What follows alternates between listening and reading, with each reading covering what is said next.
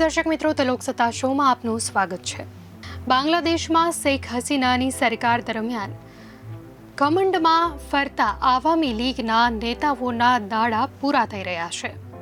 શેખ હસીનાની સરકાર પડ્યા તેના 2 મહિના પૂરા થશે, પરંતુ તેમની પાર્ટી આવામી લીગના નેતાની હાલત હજુ સુધરવાનું નામ નથી લઈ રહી।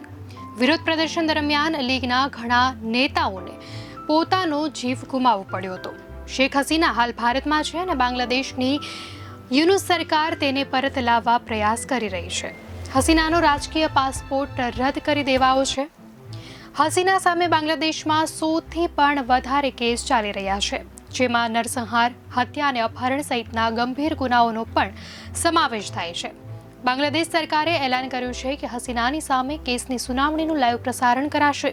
આ દરમિયાન હસીનાની આવામી પાર્ટીના નેતાઓ અને કાર્યકર્તાઓને લઈને ચોંકાવનારા રિપોર્ટ સામે આવ્યા છે। આવામી લીગે એક્સ પર પોસ્ટ કરતા જણાવ્યું છે કે પાર્ટી સાથે જોડાયેલા નેતાઓ અને કાર્યકર્તાઓ ખરાબ પરિસ્થિતિમાં જીવવા માટે મજબૂર બન્યા છે।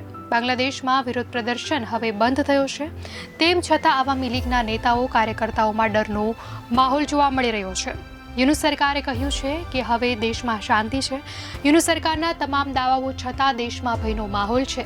1.5 મહિનાથી વધુ સમય છતાં હવે જ્યારે સ્થિતિ શાંત થઈ ગઈ છે, ત્યારે આવામી લીગના નેતાઓએ હવે પોતાના ઘરે પરત ફરી રહ્યા છે, પરંતુ ઘરે પરત ફરવા બદલ તેમને મોટી રકમ ચૂકવવી પડી રહી છે।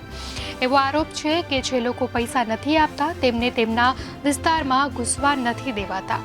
તમામ નેતાઓએ સુરક્ષાના કારણે પોતાની ઓળખ છુપાવીને રાખી છે અને પોતાના વિસ્તારનું નામ પણ નથી જણાવ્યું। જોકે તેઓએ એવું પણ જણાવ્યું છે કે ઘરે પરત ફરવા માટે 10 લાખ રૂપિયા સુધીની રકમ તેમને ચૂકવવી પડી। આરોપ લગાવવામાં આવી રહ્યો છે કે ખાલિદા જિયા પાર્ટી, બીએનપી અને વિસ્તારના પ્રભાવશાળી લોકો પૈસાની ઉઘરાણી કરી રહ્યા છે।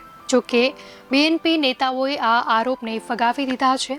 બીજી બાજુ આવામી લીગના મોટાભાગના નેતા હજુ પણ અંડરગ્રાઉન્ડ રહેવા માટે મજબૂર છે।